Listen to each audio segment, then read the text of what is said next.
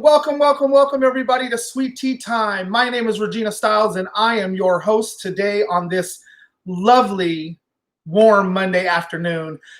We are going to get straight in and started with our show today. The first thing I want to do is remind you that if you would like to donate to what you see and what you like today, you can go ahead and donate to the Imperial Court of San Diego at imperialcourtsandiego.com.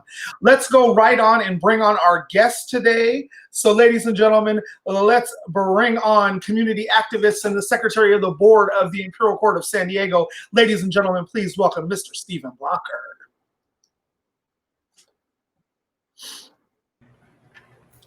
Well, hello. Hello. As you're taking a drink of your drink that's not a drink. Sweet tea all day, baby. Sweet tea all day. Now, did you make that yourself or did you buy it? Of course I did. No, I made it. Now, let's give everybody a little secret. How do you make it? Water, tea bags, and sugar. No. Now, are you one of those ones that puts like the sun tea where you put it outside? I used to, but the container I have doesn't seal, so. Oh, you ain't trying to do all that and put it outside. I'm trying to have nothing extra in my tea. Right. So first off, thanks for coming onto the show today. I think we're going to have a lot of fun, spill a lot of tea, talk about you, talk about everything going on in the world. And I think we're going to go ahead and get started right now. So why don't we go ahead and let's talk about and start where you were born and raised. Born and raised here in San Diego. All 40 years of that? Almost 40. Hold on. I'm still 39 for like 6 more months. I'm holding on to that. Right. Isn't your birthday in like just October, December? No, my birthday's in February. Oh, that's right. Your birthday's right around Coronation. I forgot. Yeah. Usually San Francisco weekend.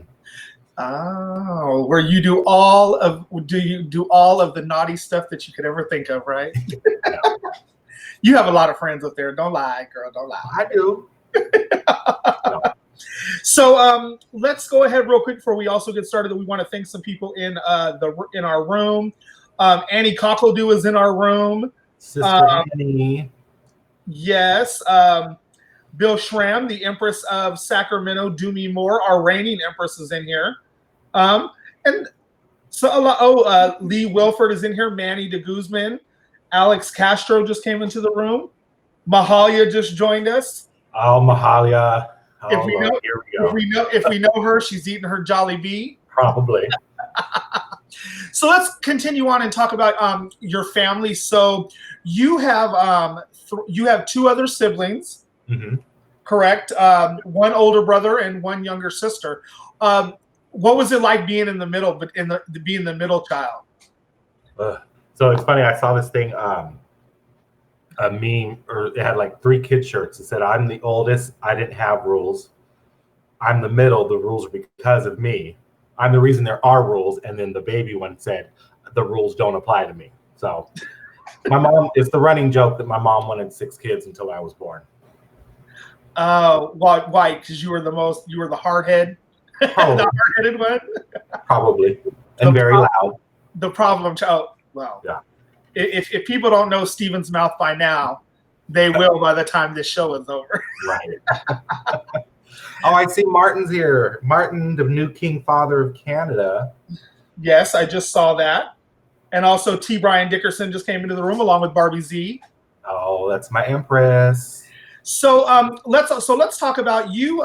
So going through school and growing up in a family that you had, do you think that you were an effeminate young boy? Ish. Now explain ish.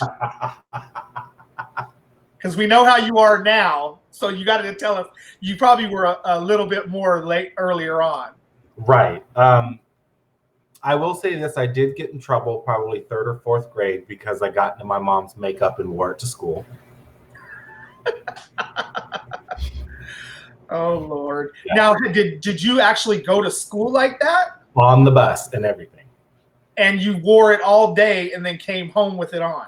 No, some kids on the bus got to the classroom before I did and told the teacher. So as I walked in, she was like, "Go wash that off right now."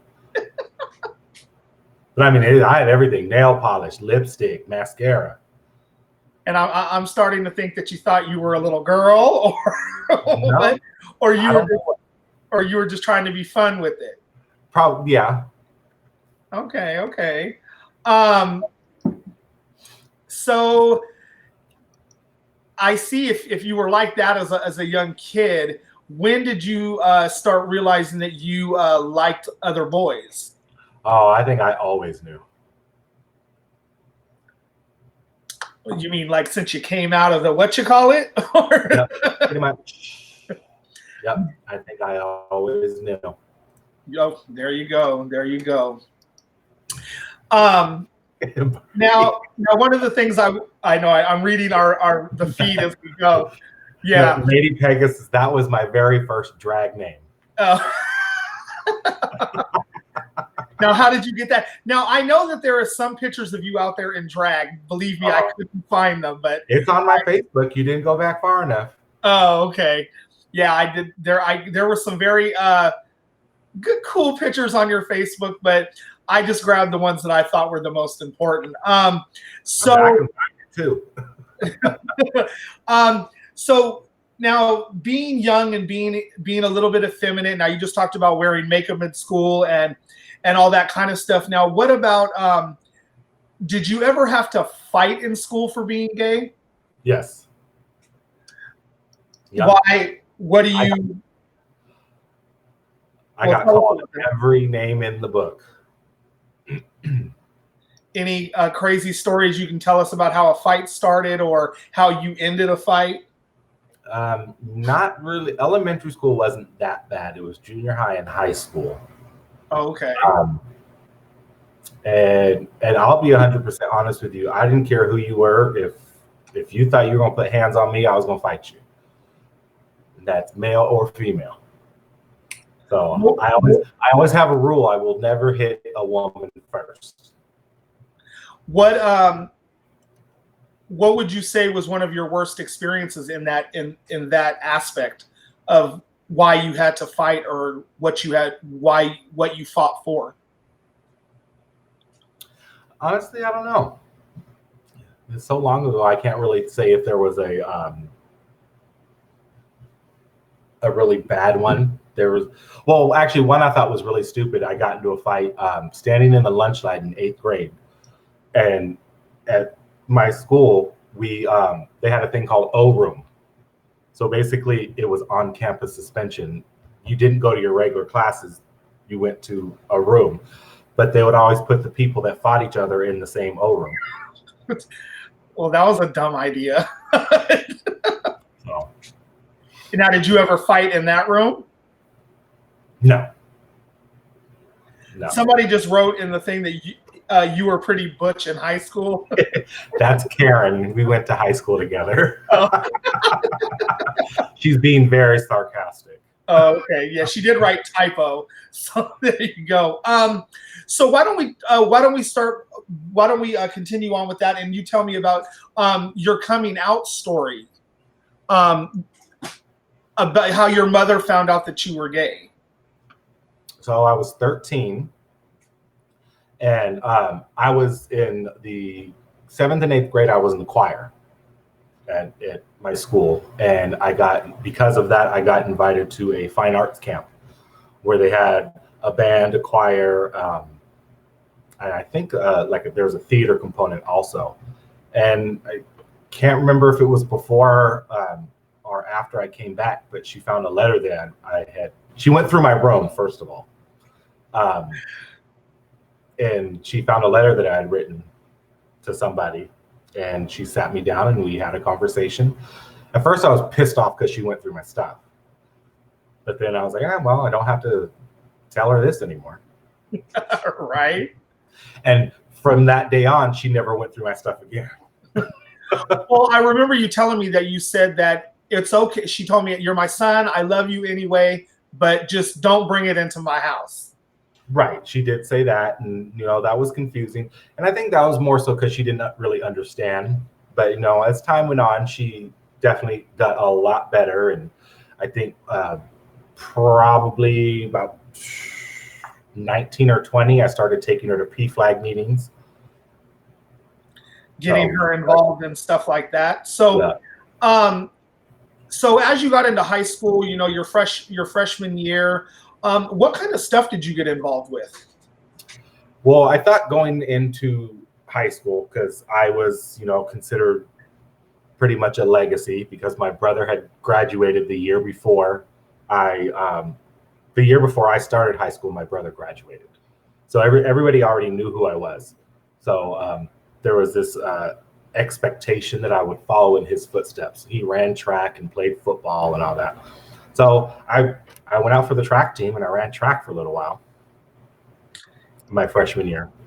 And then going in your sophomore year, you decided to change avenues. And what did you do?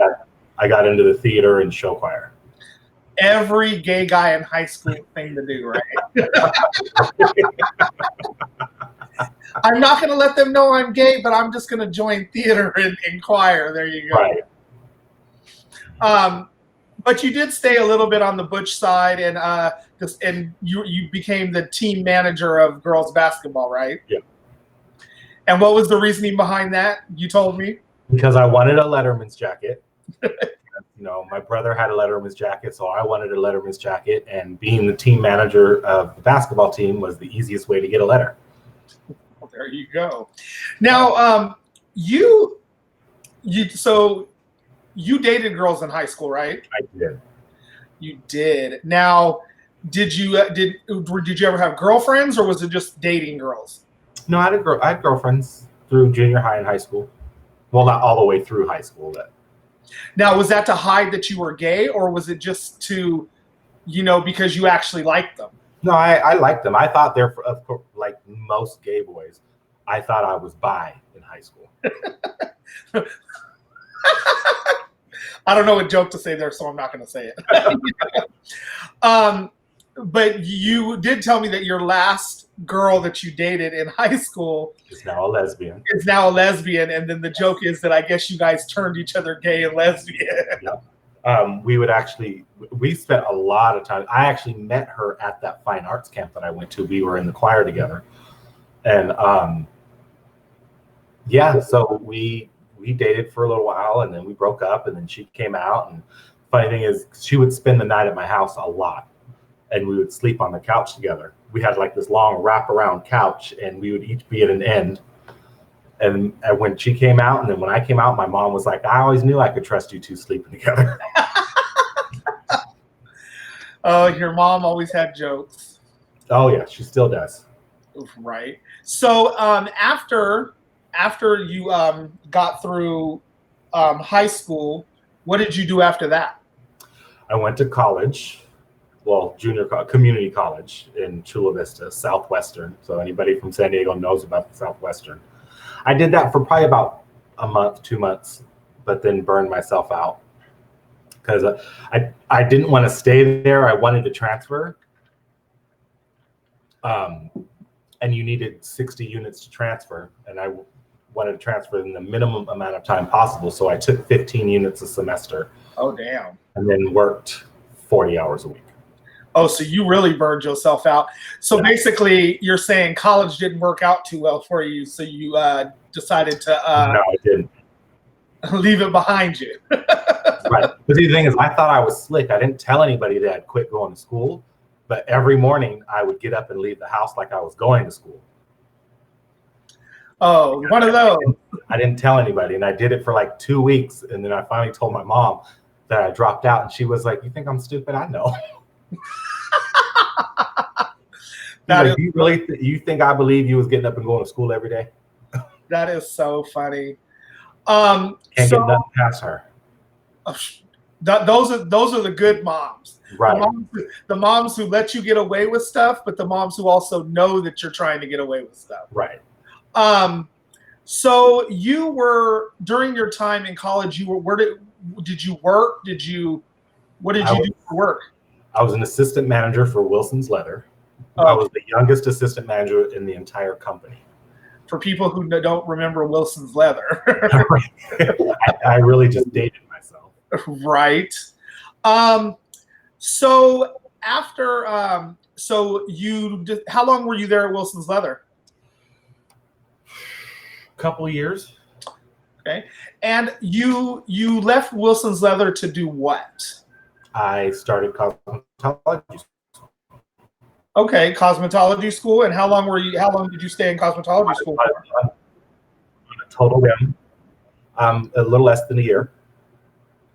And then you graduated? No. Graduated, so went up to LA to take my trade.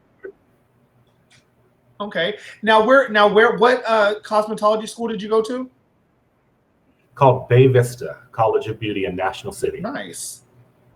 And it was ratchet. It was ratchet. It wasn't Marinella. I actually taught at Marinello. But yeah, there was when I was going to school, it's not there now, but it's a Western Dental now, but across the street from the school was a hotel called the Ha Penny Inn. That was a hooker hotel. So we'd be I'd be getting off the bus right in front of the school, going into school, and you would see the hookers coming in and out of the hotel across the street. Oh wow. Yeah. That's just like going to high school. That where I went to high school, it was on El Cajon Boulevard, so you could definitely know that you saw the hookers walking up and down the street. Yep. Up and down the street. Let me guess, you go to Hoover? Yep. That's where I went to high school. Yes, I did. So how long now after you graduated, you said you transitioned into teaching. Now I worked for about 10, 11 years. Okay.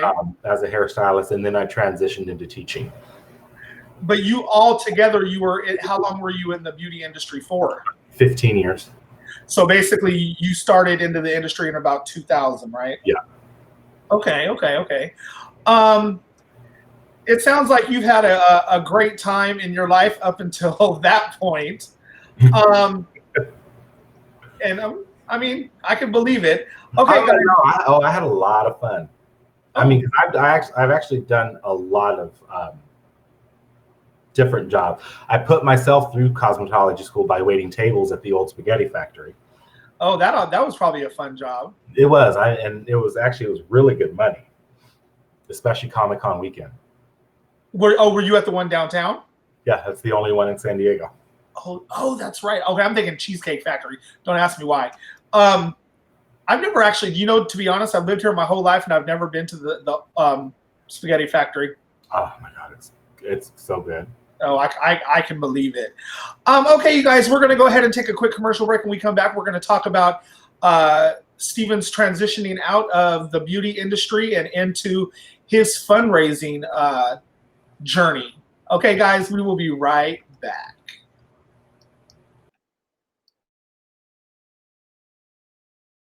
We love the new apartment. The natural light is amazing. Hardwood floors. There is a bit of a clogging problem.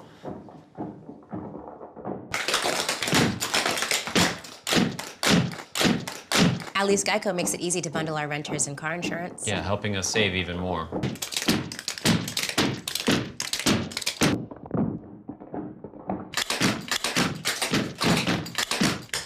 For bundling made easy, go to geico.com. If you like this video, please share. And to check out more great Geico videos, hit the subscribe button. They'll tire themselves out soon. All right, you guys, welcome back. Welcome back to It's Sweet Tea Time. I am your host, Miss Regina Stiles. Just want to remind you one more time, if you like what you see and what we are talking about today, please make sure you donate to the Imperial Court of San Diego at imperialcourtsandiego.com. Let's go ahead and welcome back our guest. He is community activist and the current secretary of the board of directors of the Imperial Court of San Diego. Ladies and gentlemen, please welcome back Mr. Stephen Blocker. Welcome back. Hello. Yes, and we are back getting ready. This hair is in my face, and I hate that. But we are going to. I sent you something on that commercial break. Oh, I know. I saw it. And I'm gonna get. Don't worry, I'll work it in here. So now let's start with, okay, so you were in beauty school, you finished that. You went into the industry, you worked the industry for a good 15 years, but while you were working the industry, you decided to get into a lot of more community-based stuff. Right. And what year would you say that was? So I actually started volunteering for Pride in 2009. 2009? Yeah. And it was for very self-serving reasons. I didn't have a bunch of money, and I knew if you volunteered a few hours, you got in for free all weekend. So that's what I did. Yeah, And I definitely know that feeling. I definitely do. So then you went from volunteering to actually working for Pride. How Right. did that happen? So I just kind of moved up the ranks from volunteer, supervisor to coordinator, and worked a lot in the office on a lot of my off time. And then when the current resources director, Chelly, left, they gave me, basically it was an interim. I was in her position as an interim. Okay. And then one of the things you did tell me is you went from being the volunteer resource manager to the leadership community director to the Pride manager. Well, while I was the volunteer resources manager, and then eventually moved up into the director position, I was the parade manager for like 3 years. So I produced the parade. Now, can you, for people who do and who don't know, can you give a little bit of what it is to manage and direct the parade for Gay Pride? I mean, it's a lot of work. It's going, working, getting the permit through the city, and making sure you have the traffic control plan, road closures, and then meeting with the city to make sure you have all of your ducks in a row. And I think the hardest part of it was creating a lineup. The lineup of people to the parade, the order of the parade. That was now now you, I know that now, is that one of the things where it's like, okay, we always knew for the longest time that Dykes on Bikes would be the opening of the parade. For as long as I can remember, that's always been the opening. But how would you go in the process of choosing who would go after that? Is it like a first come, first serve, whoever gets their application in the earliest? That's a part of it. You also have to take into consideration sponsors, because certain levels of sponsors have to go in certain parts of the parade. You kind of have to keep the flow. You want to space out like the big floats, and you don't want to put two clubs next to each other. Right. You don't want to put Riches and Brass Rail next to each other, because their float's going to have a DJ. And I didn't know this until I started doing the lineup, that the elected officials, there's a specific order they have to appear in the parade. Oh, okay. Explain that. Based on their position, whether it's civic, state, federal, like that.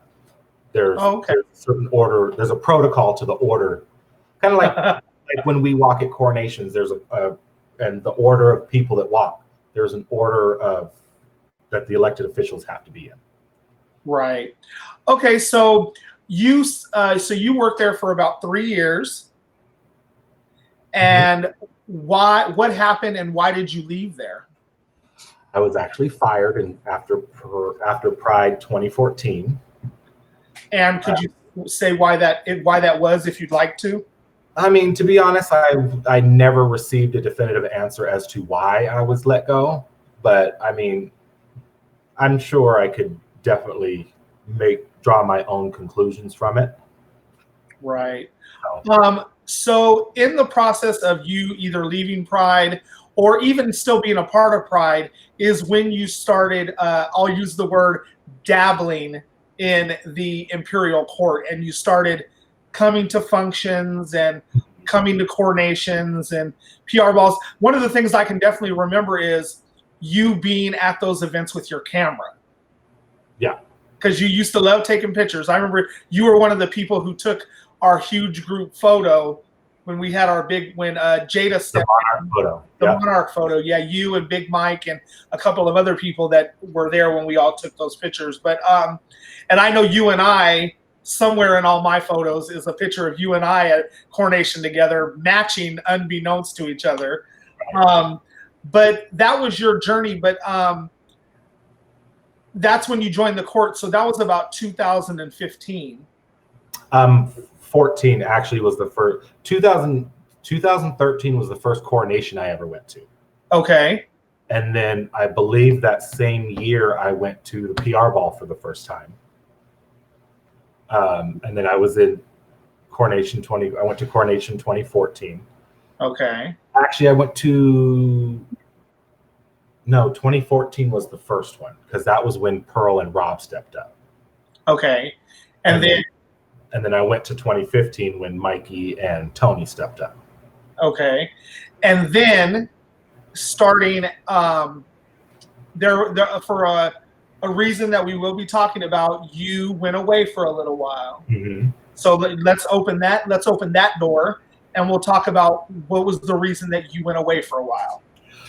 So 2004 was when I was first introduced to crystal meth, and it, kind of took off like lightning, and I got very heavily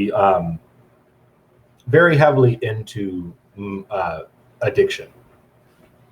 So, and I had to go away for a little while and take care of that. So you were gone for a good 6 months in a stepping stone program. If people don't know what stepping stones is, can you explain that to people what stepping stones is? So it's a residential drug and alcohol treatment facility that caters to the LGBT community. But they're open to other people, but right. It's generally for the LGBTQ. Right. Oh, that's cool. And if you guys don't know where that is, it's over on Central Avenue in City Heights. So it was actually when they opened, it was when they opened about 45. It's been around almost as long as the Imperial Court of San Diego. Okay.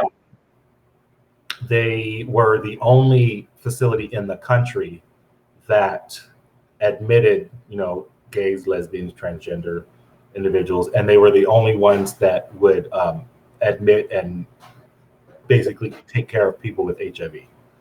Oh, okay. Well, which is taking care of your own, basically. Right. So back in the 80s, that was a big deal. Big deal. Yeah, I could definitely imagine that. So you went into rehab in November of 2015, and you got out of rehab in May of 2016 and moved into sober living. And how long did you stay there? I was at that one for about 8 months. And then I moved into another one over by Stepping Stone, and I was there for about 6 months. Okay. Now, how long they've been at the location that they're at right now? Since for how long? Since they opened. Oh, okay. I want to say it's close to 45 years. The location they're in right now? Yeah, it didn't look like that. It was actually cottages when it first opened, like ramshackle cottages. Oh, okay. But it was about 15 years ago. They did this huge fundraising campaign and completely rebuilt the entire facility. Well, I thought that they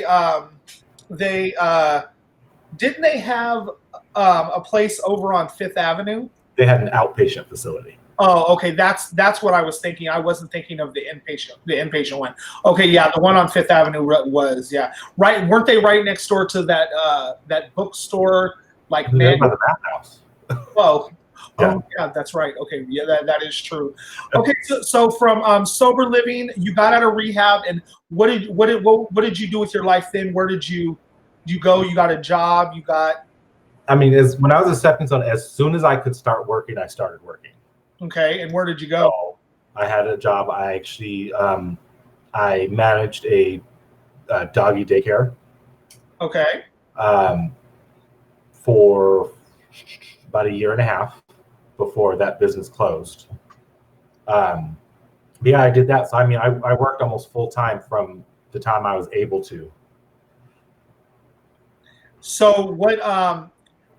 So you lasted there for how long? From February of 2016 to November of 2017. And then you.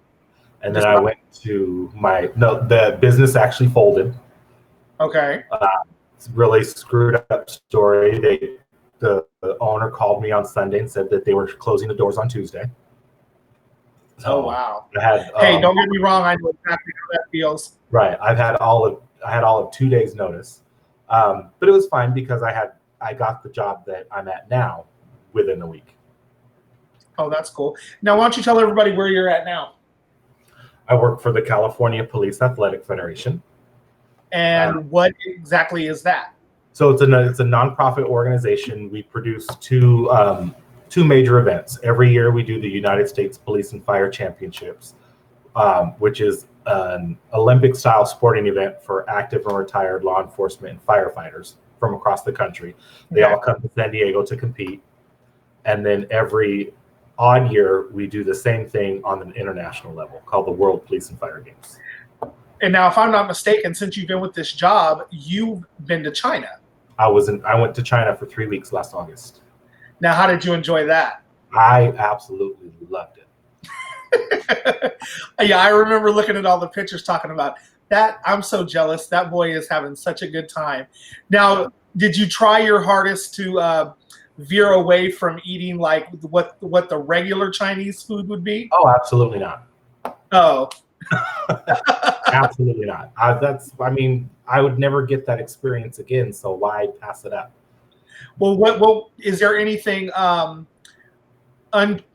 anything I don't want to say weird that they eat over there that we don't? I tried brains. Huh? Oh, you did? Brains. I did. Oh. Okay. Yeah. Is that the only weird thing you ate? Yeah, because if you think about it, the stuff isn't really, unconventional. They eat the same stuff. They eat beef, pork, chicken. They eat duck. Street carts, you'll see there'll be a cooked bird, but it'll be literally the whole bird. The head and the beak. Yeah, and the beak. So. Wow. So, you started getting, after you got that job, you've been doing what you've been doing, you started getting right back into doing the court stuff. Right. And then you decided it was time to run for Prince Royale. Yep. What made you come to that decision? I'd actually entertained the idea for quite a few years, but I would always go back and forth on whether or not I should do it. And I felt if there was a doubt in my mind, then that means no, I shouldn't do it. And 2018 rolled around and I was like, I'm going to do it. And there was no doubt about it. So I did it. Say 2018, you ran and it happened. Yep. And you were elected Prince and Princess Royale with Jessica Dinalga. Yep, that's her. Yep, that's her. Hope she's not watching. She asked me not to mention her name, and I did anyway.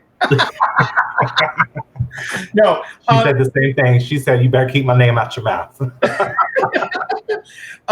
And since we mentioned you running and being elected Prince Royale, I'm going to pop up a picture here. Oh, that's us. Yes, that is you and Jessica, who, for people who don't know who Jessica Dinalga is. So how would you classify your guys' relationship as the reign, before the reign and as the reign got started? We literally did not know each other. We met the night of coronation, 2018. Yeah, we didn't know each other. We knew over the months, we got to know each other a little bit, but as far as really, we didn't really know each other when we were elected together. Now, what about how would you say that your guys' as your guys' reign went on, how would you say your reign went? For the most part, I think our reign was great. Obviously, there were some bumps in the road because anybody that knows me and anybody that knows Jessica, we are both type A alpha personalities. Correct. So, and it was button heads a little bit. So, but I mean, I think we worked very well together. We accomplished a lot of stuff. We made sure we were very visible, and we raised the money. So, what by the end of your reign, how do you think your relationship with Jessica had grown? Much better than it started. I'll be 100% honest. Definitely much better than it started. Well, as you guys step down, how is your relationship now that you've stepped down? It's great. We talk and spill the tea and all that. Spill the tea every day, girl. Don't. It's okay. You can tell us what you talk about. No. Circle of trust. Exactly. So you guys stepped down in February of 2019. I'm sorry, I'm thinking of coronation. April 2019, and you decided that you wanted to step onto the board. Out of the frying pan into the fire. Exactly. What made you want to do that? Because I agree in the mission of the organization, and I definitely think that it can grow and be bigger. Now I remember one of the and speaking of the devil, she just popped on.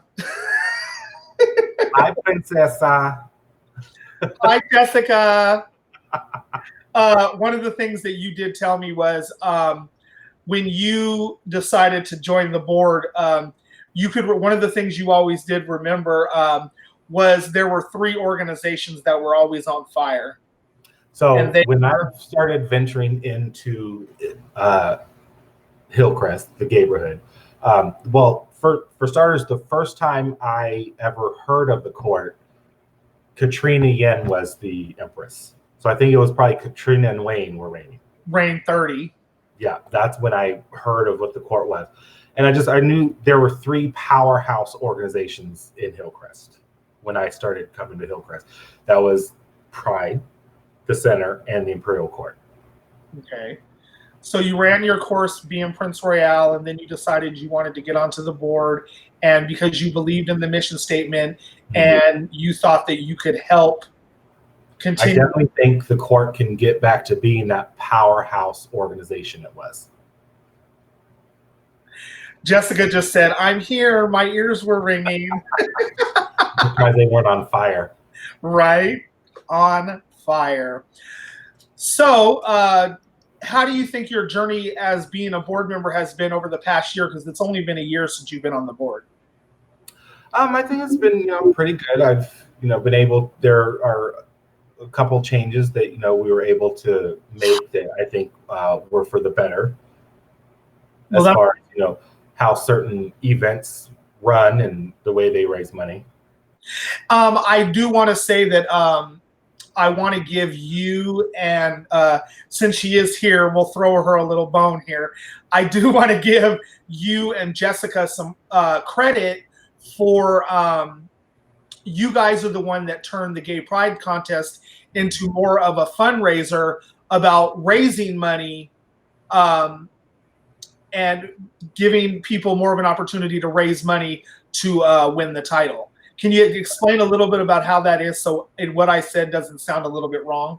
So basically, it's I went to the 4, they call it the 4M contest in Long Beach. That's their Pride contest, and the entire thing is a fundraiser. The campaigning for the contestants is a fundraiser. The actual crowning event is a fundraiser, and the way they do it is there's each contestant gets a website to where they collect donations, and then they have a fundraising event where they collect donations, and every dollar they raise counts as a vote. And they've been doing their contest that way for a lot of years. And when I went in 2018, that contest in the 1 month raised over $20,000. That's awesome. And I'm hoping that once all of this is done and we can get back to doing that, maybe we can raise that kind of money. But it's always a work in progress. Right. So in our first year out the gate with it, it blew me away.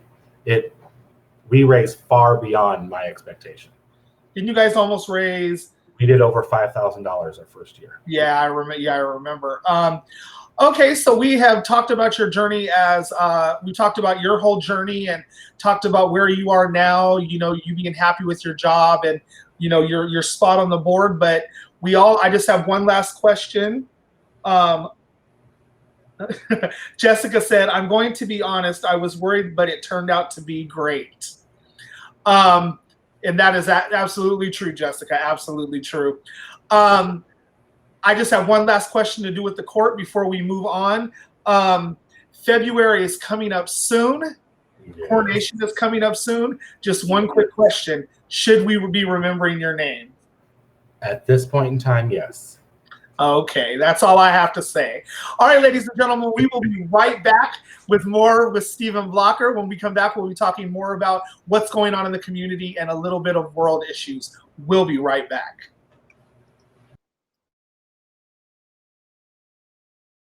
Darling, welcome to Lips, the ultimate in drag dining. We serve up dinner and Vegas-style drag shows 6 nights a week.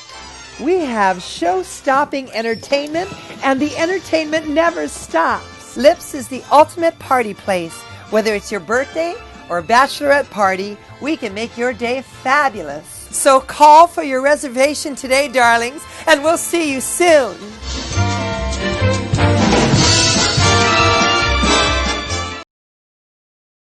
All right, everybody, welcome back.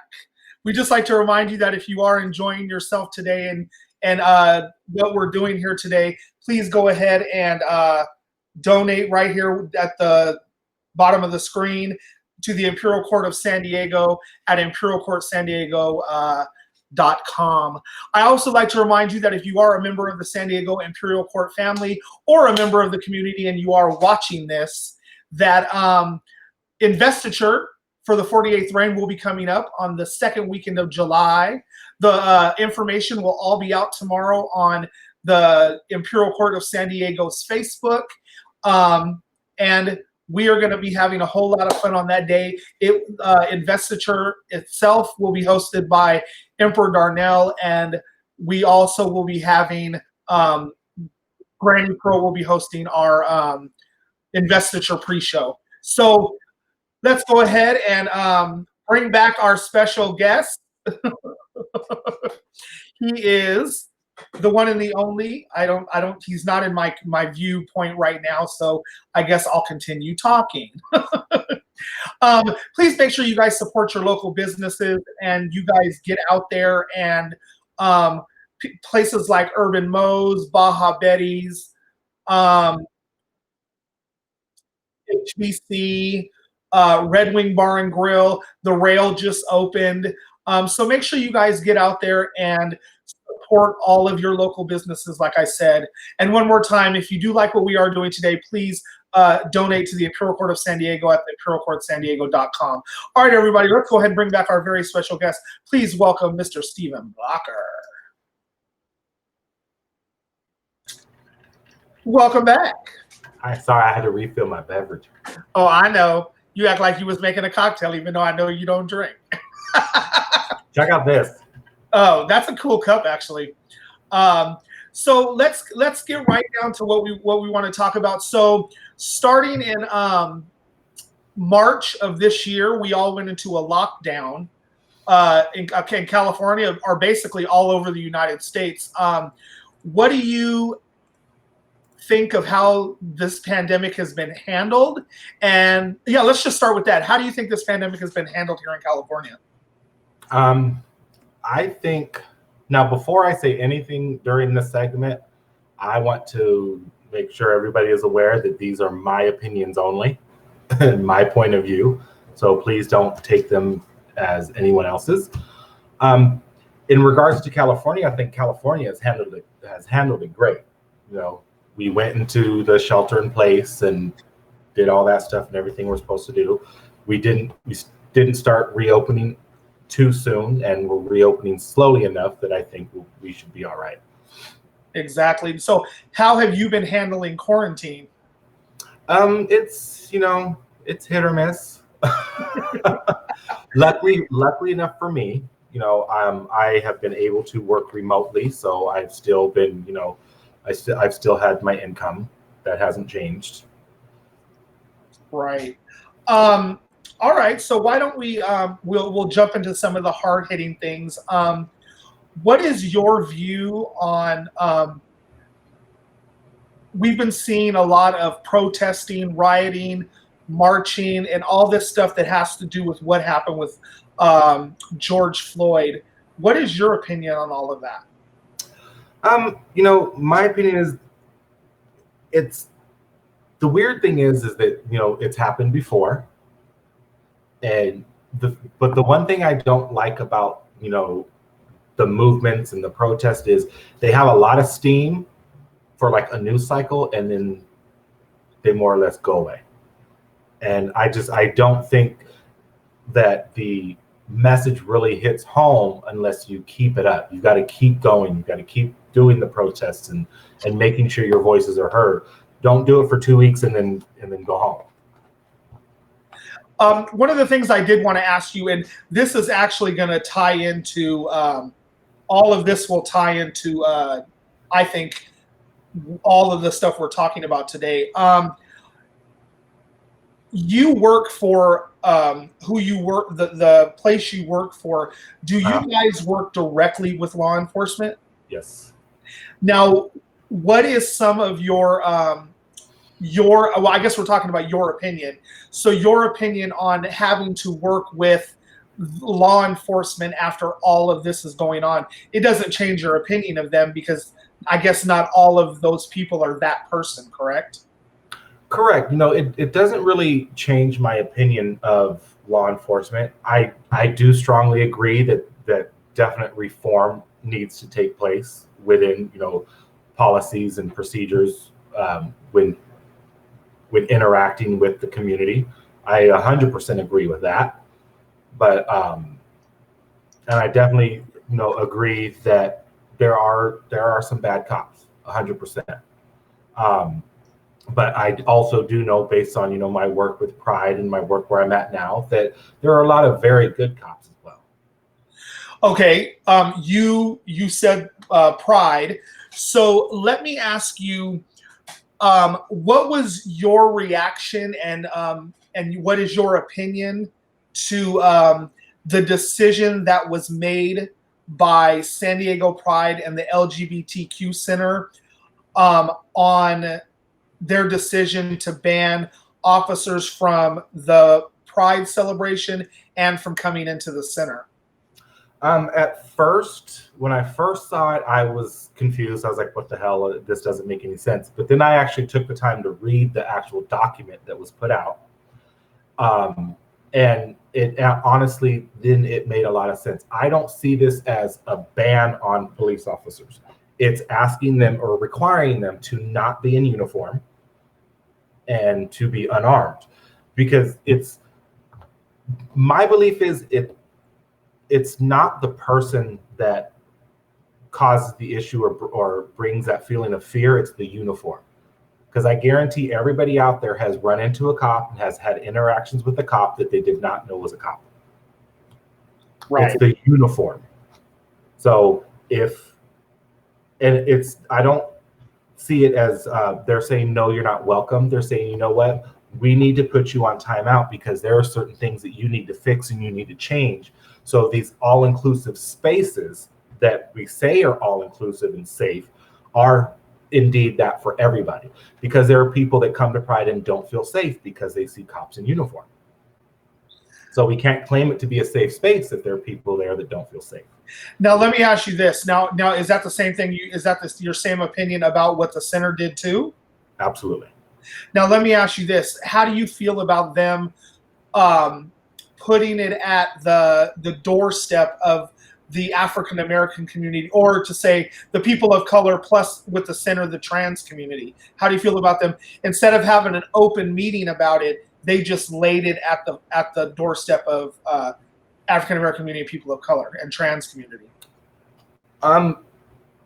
Honestly, I don't necessarily say they basically laid it at their feet. They're saying this is a subset of our community. These are members of our community that don't feel safe when you are in these spaces dressed like this, or in your uniform or carrying your gun. So I mean, which is accurate for a lot of people that and I personally have not had that experience, but I understand that there are people that have had that experience. And if we are not listening to them and taking the necessary steps to make our spaces safe for everybody, then we're not doing them any justice, or we're doing them a disservice. So the last subject I want to touch on before we do our last segment here, is this year is an election year. Yes. What are your takes on the candidates that are going to be running for president? I was going to say emperor and empress. The candidates that are running for the president of the United States. Well, to be 100% honest, I'd vote for a blind two-legged goat before I'd vote for Donald Trump. But it's it's time for him to go. He's divided the country. He hasn't done what he's supposed to do. This whole coronavirus pandemic, he's flat out said he takes no responsibility for it. When you're the president of the United States, you should be making sure that the country is safe and doing what it needs to do. And he doesn't believe in science. So right. All right, you guys, that is the end of our actual regular interview with Stephen. We are now going to do what I like to call picture association. So basically what that means is I'm just going to pop a picture up on the screen, and whether or not you are in the photo or if you're not in the photo, I just want you to tell us who the person is, where the photo was taken, and what the person in the picture means to you. I'm going to go ahead and bring up the first picture, and then you can just tell us. Aw, that's my Gramps. I think that was one of the last pictures that was taken of him because he passed away 3 years ago. Oh, okay. Were you really close to him? Yeah. Okay. We had a special handshake that started when I was from the time I was 9 till 35. Whenever we saw each other, we had a handshake. Okay. All right. Here is our next one right here. That's my mama. That was actually taken at Hillcrest Mardi Gras. I can't tell you what year it was, but yes, that's my mama, Estania. Now, what year did she pass? You remember? I want to say 2011. I crazy how I feel like that it wasn't that long ago. Right. Right. And I got all of her drag stuff, like everything, like her gowns and because she was a pageant queen back in Texas or in Kansas City. Okay. So I got all of that stuff, and I ended up gifting it out. But okay, here's another one.